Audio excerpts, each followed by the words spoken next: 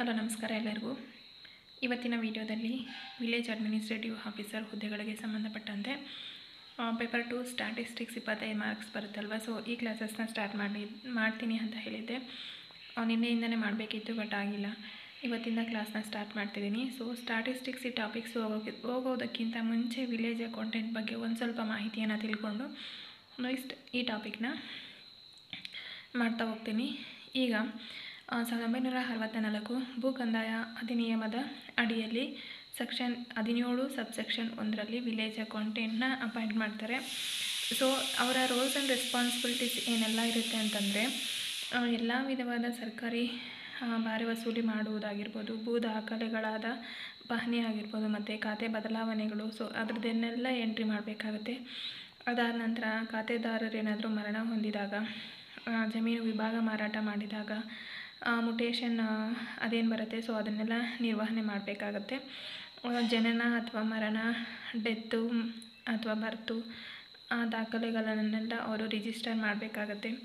Next ಅದಾದ ನಂತರ ಗ್ರಾಮ ಮಟ್ಟದಲ್ಲಿ ಸಂಭವಿಸುವ ಬೆಂಕಿ ಅನಾಹುತ ಆಗಿರ್ಬೋದು, ಮತ್ತು ಇತರೆ ಬೇರೆ ಯಾವುದೇ ವಿಕೋಪಗಳ ಬಗ್ಗೆ ಉಂಟಾದ ನಷ್ಟದ ಬಗ್ಗೆ ಆಗಿರ್ಬೋದು ಪರಿಹಾರದ ನೀಡುವಲ್ಲಿ ಮತ್ತು ಬರ ಪರಿಹಾರದ ಕಾರ್ಯನಿರ್ವಹಣೆಗೆ ಬಗ್ಗೆ ಅಗತ್ಯ ಮಾಹಿತಿ ತಯಾರಿಸಿ ಸಾರ್ವಜನಿಕ ಎಲ್ಲ ರೀತಿಯ ಸಹಕಾರ ಮಾಡುವುದು. ಸೊ ಇಷ್ಟು ಅಲ್ಲದೆ ಮತ್ತು ಅವರು ಟ್ಯಾಕ್ಸ್ನ ಕಲೆಕ್ಟ್ ಮಾಡಬೇಕಾಗತ್ತೆ. ಸುಮಾರು ರೋಲ್ಸ್ ಆ್ಯಂಡ್ ರೆಸ್ಪಾನ್ಸಿಬಿಲಿಟೀಸ್ ಇರುತ್ತೆ ವಿಲೇಜ್ ಅಕೌಂಟೆಂಟ್ಗೆ. ಸೊ ಇದು ನೀವು ಭೂ ಕಂದಾಯ ಅಧಿನಿಯಮ ಇದನ್ನು ನೀವು ಗೂಗಲ್ ಸರ್ಚ್ ಮಾಡಿದ್ರೆ ಇಂಗ್ಲೀಷಲ್ಲಿ ಸಿಗುತ್ತೆ, ಬಟ್ ಕನ್ನಡ ಮೇಲೆ ಸಿಗೋದು ಡೌಟ್ ಅನಿಸುತ್ತೆ. PDF ಸಿಗುತ್ತೆ, ಅದನ್ನು ನೀವು ಓದ್ಕೋಬೇಕಾಗುತ್ತೆ. 25 ಮಾರ್ಕ್ಸ್ಗೆ ಇದ್ದೆ ಅಲ್ವಾ. ಇದಾದ ನಂತರ ಈಗ ಸ್ಟ್ಯಾಟಿಸ್ಟಿಕ್ಸ್ಗೆ ಬರಲ್ಲ, ಸ್ಟ್ಯಾಟಿಸ್ಟಿಕ್ಸ್ ಈಗ. ಸೊ ಇದರಲ್ಲಿ ನಾವು ಯಾವೆಲ್ಲ ಟಾಪಿಕ್ಸ್ನ ಕವರ್ ಮಾಡ್ತೀವಿ ಅಂತ ನೋಡೋದಾದರೆ, ಮೀನ್, ಮೀಡಿಯನ್, ಮೋಡ್, ರೇಂಜ್ ಮತ್ತು ಸ್ಟ್ಯಾಂಡರ್ಡ್ ಡಿವಿಯೇಷನು.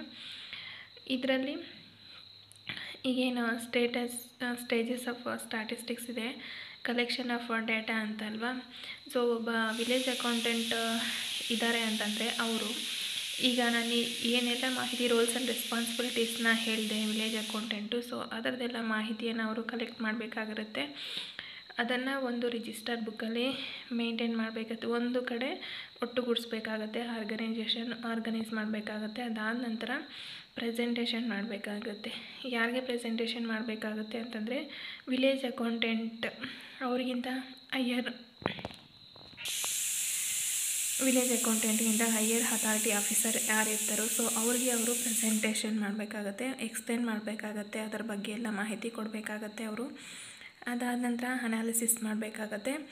ಸೊ ಈ ಅನಾಲಿಸಿಸು ಒಂದು ವರ್ಷದಿಂದ ಮತ್ತೊಂದು ವರ್ಷಕ್ಕೆ, ಈ ವರ್ಷ ಇಷ್ಟಾಯಿತು, ನೆಕ್ಸ್ಟ್ ವರ್ಷ ಇನ್ನೂ ಎಷ್ಟಾಗುತ್ತೆ ಅಮೌಂಟ್ ಆಗಿರ್ಬೋದು, ಪ್ರತಿಯೊಂದು ಮಾಹಿತಿ ಕೂಡ ಅವರು ಅನಾಲಿಸಿಸ್ ಮಾಡಬೇಕಾಗುತ್ತೆ ವಿಲೇಜ್ ಅಕೌಂಟೆಂಟು. ಅದಾದ ನಂತರ ಇಂಟರ್ಪ್ರಿಟೇಷನ್ ಮಾಡಬೇಕಾಗತ್ತೆ. ಇದು ಫೈನಲ್ ರಿಸಲ್ಟ್ ಏನು ಬರುತ್ತೆ ಅಂತಂದರೆ, ಈಗ ಟ್ಯಾಕ್ಸ್ ಕಲೆಕ್ಟ್ ಮಾಡ್ತಿದ್ದಾರೆ, ಕಂದಾಯ ಕಲೆಕ್ಟ್ ಮಾಡ್ತಿದ್ದಾರೆ ವಿಲೇಜ್ ಅಕೌಂಟೆಂಟ್.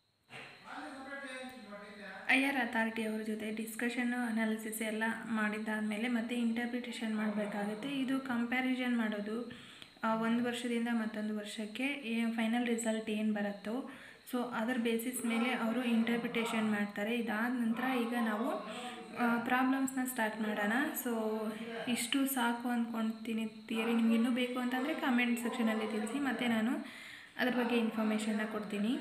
ಈಗ ಈ ಎಕ್ಸಾಂಪಲ್ ಎಕ್ಸ್ಪ್ಲೇನ್ ಮಾಡೋ ಮುಖಾಂತರ ಮೀನು ಅಂತಂದರೆ ಏನು ಅದನ್ನು ತಿಳ್ಕೊಳ್ಳೋಣ. ಇಲ್ಲಿ what is the mean of the following distribution 2, 9, 7, 15, 12 ಅಂತ ಕೊಟ್ಟಿದ್ದಾರಲ್ವಾ.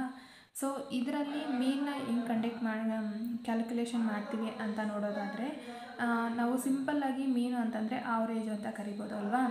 ಸೊ ಆವ್ರೇಜು ಅಂತಂದರೆ ಏನು, sum of observation divided by number of observation ಅಂತ ಕರೀತಾರೆ.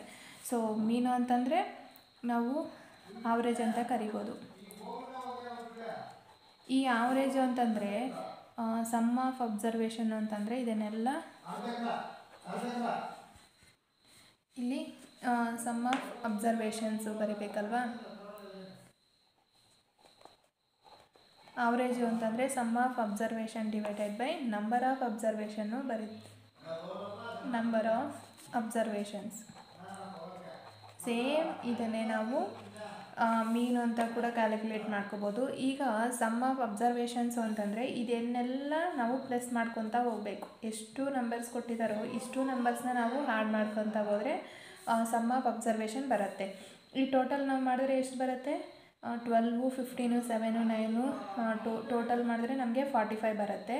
ಸೊ 45 ಇದೇನು ಸಮ್ ಆಫ್ ಅಬ್ಸರ್ವೇಷನ್. ಇದೆಲ್ಲ ಟೋಟಲ್ ಮಾಡಿದ್ರೆ ಸಮ್ ಆಫ್ ಅಬ್ಸರ್ವೇಷನ್ ಬರುತ್ತೆ. Divided by number of observations ಅಂತಂದರೆ ಡಿವೈಡೆಡ್ ಬೈ ಎಷ್ಟು ನಂಬರ್ಸ್ ಇದೆ. ಮೀನ್ ಅಂತಂದರೆ ಇನ್ನು ಸಿಂಪಲ್ಲಾಗಿ ಹೇಳಬೇಕು ಅಂತಂದರೆ ಆವ್ರೇಜು. ಸೊ ಆವ್ರೇಜ್ ಅಂತಂದರೆ sum of observation divided by number of observation ಅಂತ. ಸೊ ಈ ಎಕ್ಸಾಂಪಲ್ ಮುಖಾಂತರ ನಿಮಗೆ ಎಕ್ಸ್ಪ್ಲೇನ್ ಮಾಡ್ತಾ ಹೋಗ್ತೀನಿ ನೋಡಿ. ಇಲ್ಲಿ ಸಮ್ ಆಫ್ ಅಬ್ಸರ್ವೇಷನ್ಸು ಅಂತಂದರೆ ಇಲ್ಲಿ ಎಷ್ಟು ನಂಬರ್ಸ್ ಕೊಟ್ಟಿದ್ದಾರೋ ಈ ಎಷ್ಟು ನಂಬರ್ಸ್ನ ನಾವು ಆ್ಯಡ್ ಮಾಡಬೇಕಾಗುತ್ತೆ, ಕೂಡಬೇಕಾಗತ್ತೆ. ಇದನ್ನೆಲ್ಲ ಕೂಡಿದ್ರೆ ನಮಗೆ 45 ಬರುತ್ತೆ. So divided by number of observations. ಈ ನಂಬರ್ಸ್ ಎಷ್ಟಿದ್ದಾವೆ? 1 2 3 4 5 ಅಲ್ವಾ? ಸೊ 5 ಬರುತ್ತೆ. ಇಲ್ಲಿ ನಮಗೆ ಈಗ ನಾವು ಇದನ್ನು ಡಿವೈಡ್ ಮಾಡಬೇಕಾಗುತ್ತೆ. 5 1s ಆಗುತ್ತೆ, 5 9s ಆಗುತ್ತೆ ಅಲ್ವಾ? ಸೊ ಇಲ್ಲಿ ನಮಗೆ ಮೀನ್ ವ್ಯಾಲ್ಯೂ ಎಷ್ಟು ಅಂತಂದರೆ ಇದನ್ನು ಅರ್ಥಮೆಟಿಕ್ ಮೀನ್ ಅಂತ ಕೂಡ ಕರೀತಾರೆ. ಸೊ 9 ಬರುತ್ತೆ. So mean value 9. ಸೊ ಇಷ್ಟು. ಇದನ್ನು ನಿಮಗೆ ಅರ್ಥ ಆಗಿದ್ದರೆ ಕಾಮೆಂಟಲ್ಲಿ ತಿಳಿಸಿ. ಈಗ ನೆಕ್ಸ್ಟ್ ಕ್ವಶನ್ನ ಹೇಳ್ತೀನಿ.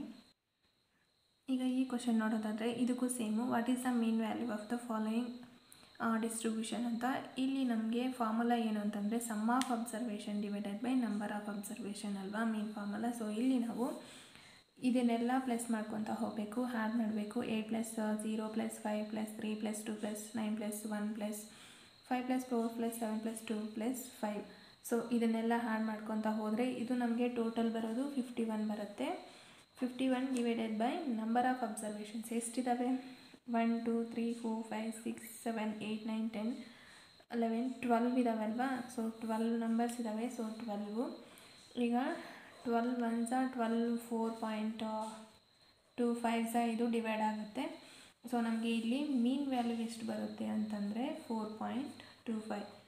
ಇಲ್ಲಿ ನೀವು ಕ್ಯಾಲ್ಕುಲೇಷನ್ ಡಿವೈಡ್ ಮಾಡಬೇಕಾಗುತ್ತೆ. 12 1s 12 4s ಮತ್ತು 25.25 ಬರುತ್ತೆ. ಇಷ್ಟು ಮೀನ್ ಕ್ಯಾಲ್ಕುಲೇಷನ್ ಮಾಡೋದು. ಇದಾದ ನಂತರ ನೆಕ್ಸ್ಟು ಒಂದು ಪ್ರಾಬ್ಲಮ್ನ ಮಾಡೋಣ. ನೆಕ್ಸ್ಟ್ ಕ್ವಶನ್ ಇದು ಕೂಡ ಅಷ್ಟೇ, ಮೀನ್ನ ಕ್ಯಾಲ್ಕುಲೇಟ್ ಮಾಡೋದು. ಸೊ ಇಲ್ಲಿ ನೀವು ಹೆಂಗೆ ಮಾಡಬೇಕು ಅಂತಂದರೆ ಇಲ್ಲಿ ಟೋಟಲ್ ನಾವು ಸಮ್ ಆಫ್ ಡಿಸ್ಟ್ರಿಬ್ಯೂಷನ್ ಮಾಡಬೇಕಲ್ವಾ. Sum of observations divided by number of ಅಬ್ಸರ್ವೇಷನ್ನು ಬರ್ಕೋಬೇಕು. ಸಮ್ ಆಫ್ ಅಬ್ಸರ್ವೇಷನ್ ಅಂತಂದರೆ ಇದನ್ನೆಲ್ಲ ಆ್ಯಡ್ ಮಾಡಬೇಕು, ಡಿವೈಡೆಡ್ ಬೈ ಎಷ್ಟಿದ್ದಾವೆ ನಂಬರ್ಸು ಕ್ಯಾಲ್ಕುಲೇಟ್ ಕೌಂಟ್ ಮಾಡಿಕೊಂಡು ಕೆಳಗಡೆ ಹಾಕಬೇಕಾಗುತ್ತೆ. ಇಲ್ಲಿ 1 ಇದೆ, ಹಾಫು, ಇದು ಹಾಫು, ಈ ಹಾಫು ನಮ್ಗೆ ಏನಾಗುತ್ತೆ 1 ಆಗುತ್ತೆ ಅಲ್ವಾ. ಇದು ಮುಕ್ಕಾಲು ಭಾಗ, ಇದು ಕಾಲು ಭಾಗ, ಇದೇನಾಗುತ್ತೆ 1 ಆಗುತ್ತೆ. ನೆಕ್ಸ್ಟು ಈ 2 ಹಂಗೆ ಬರ್ಕೊಳ್ಳಿ. ಇಲ್ಲಿ 1 ಇದೆ, ಇಲ್ಲಿ 2 ಆಯಿತು, ಇಲ್ಲಿ 2 ಹಂಗೆ ಬರ್ಕೊಳ್ಳಿ. ಇದಾದ ನಂತರ ಇದೇನಾಗುತ್ತೆ ನೆಕ್ಸ್ಟು 1/4 3/4 1 ಆಗುತ್ತೆ. ನಮ್ಗೆ ಉಳ್ಕೊಳ್ಳೋದು ಈ ಹಾಫ್ ಮಾತ್ರ ಉಳ್ಕೊಳ್ಳುತ್ತೆ. ಈಗ ಕೌಂಟ್ ಮಾಡಿ. 1 + 1 3 5 6 6.5 ಬರುತ್ತೆ ಅಲ್ವಾ. 6 + 1/2 6/1/2 ಬರುತ್ತೆ ನಮಗೆ ಇದು. ಸೊ ಇದನ್ನು ನಾವು ಮತ್ತೆ ಸಿಂಪ್ಲಿಫಿಕೇಷನ್ ಮಾಡಬೇಕು ಅಂತಂದರೆ 6 2s 12 12 + 1 13 ಆಗುತ್ತೆ /2 ಅಲ್ವಾ.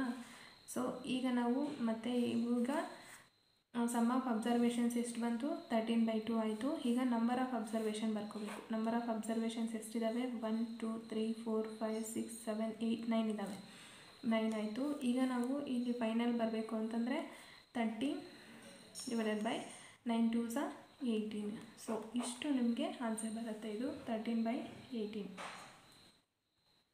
ನೆಕ್ಸ್ಟ್ ಕ್ವಶನ್ ನೋಡೋದಾದರೆ the mean of the 9 11 13 P 18 6 18 19 is P then the value of P is. ಸೊ ಇಲ್ಲಿ ನಾವು P ವ್ಯಾಲ್ಯೂನ ಕಂಡುಹಿಡಬೇಕಾಗುತ್ತೆ. ಸೊ ಹೆಂಗೆ ಮಾಡೋದು ಇದನ್ನು ಅಂತಂದರೆ ಇಲ್ಲಿ ನಾವು ಫಸ್ಟು ಟೋಟಲ್ ಸಮ್ ಆಫ್ ಅಬ್ಸರ್ವೇಷನ್ನ ಆ್ಯಡ್ ಮಾಡಿಕೊಂಡು ಡಿವೈಡೆಡ್ ಬೈ ನಂಬರ್ ಆಫ್ ಅಬ್ಸರ್ವೇಷನ್ನ ಮಾಡ್ಕೋಬೇಕಾಗತ್ತೆ. ಇಲ್ಲಿ ನೀವು ಏನು ಮಾಡಬೇಕು? 9 + ಇದನ್ನೆಲ್ಲ ಆ್ಯಡ್ ಮಾಡಿದರೆ ನಮಗೆ ಎಷ್ಟು ಬರುತ್ತೆ? 70 ಬರುತ್ತೆ. ಸೊ 70 + ಪಿ ಇದೆ ತಾನೇ. ಸೊ 70 + p ಡಿವೈಡೆಡ್ ಬೈ 6 ಆಗುತ್ತೆ ನೋಡಿ.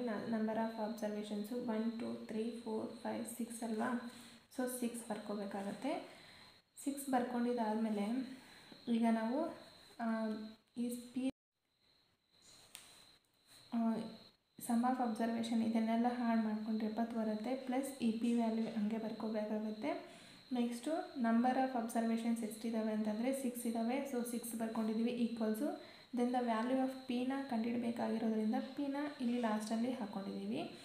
ಈಗ ನಾವು 70 + p ಈಕ್ವಲ್ಸ್ 6p ಆಗುತ್ತಾ. ಕ್ರಾಸ್ ಮಲ್ಟಿಪ್ಲಿಕೇಶನ್ ಮಾಡೋದ್ರಿಂದ 6p. ಇದಾದ ನಂತರ 70 ಈಕ್ವಲ್ಸ್ 6p ಮೈನಸ್ ಪಿನ ಮೈನಸ್ ಪಿ ಅಂತಂದರೆ ಇಲ್ಲಿ 1 ಇದೆ ಅಂತ ಅರ್ಥ ಅಲ್ವಾ. ಸೊ 70 ಈಕ್ವಲ್ಸು 5p ಆಗುತ್ತೆ. ಏನೂ ಇಲ್ಲ ಅಂತಂದರೆ ಪಿ ಪಕ್ಕ 1 ಇದೆ ಅಂತ. ಸೊ ಇಲ್ಲಿ ನಮಗೆ ಆನ್ಸರ್ ಎಷ್ಟು ಬರುತ್ತೆ. ಸೊ 5 1s 5 14s 70 ಆಗುತ್ತೆ. ಇಲ್ಲಿ ಆನ್ಸರ್ ನಮಗೆ 14 ಬರುತ್ತೆ. ಸೊ ಇದರಿಂದ ಪಿ ವ್ಯಾಲ್ಯೂ ಈಸ್ 14 ಬರುತ್ತೆ. ಸೊ ನಿಮ್ಗೆ ಏನಾದರೂ ಅರ್ಥ ಆಗಿಲ್ಲ ಅಂತಂದರೆ ಕಾಮೆಂಟಲ್ಲಿ ತಿಳಿಸಿ, ಮತ್ತೊಂದು ಸಲ ಎಕ್ಸ್ಪ್ಲೇನ್ ಮಾಡ್ತೀನಿ. ಇದಾದ ನಂತರ ನೆಕ್ಸ್ಟು ಈಸಿಯಾಗಿರೋ ಕ್ವಶನ್ನ ಹೇಳ್ತೀನಿ. ಇಲ್ಲಿ ನೀವು the mid value of 20 to 29 is. ಸೊ ಇಲ್ಲಿ ನೀವು ಮಿಡ್ ವ್ಯಾಲ್ಯೂನ ಕಂಡುಹಿಡಬೇಕಾಗತ್ತೆ. ಹೆಂಗೆ ಅಂತ ನೋಡೋದಾದರೆ ಇಲ್ಲಿ ನೀವು ಅರ್ಥಮೆಟಿಕಲಿ ಈ ಸೀರೀಸಲ್ಲಿ ಕಂಟಿನ್ಯೂಯಸ್ ಆಗಿ ಸೀರೀಸ್ ಇದ್ದರೆ ಸೇಮ್ ಡಿಫ್ರೆನ್ಸಸ್ ಇದ್ದರೆ, ಈಗ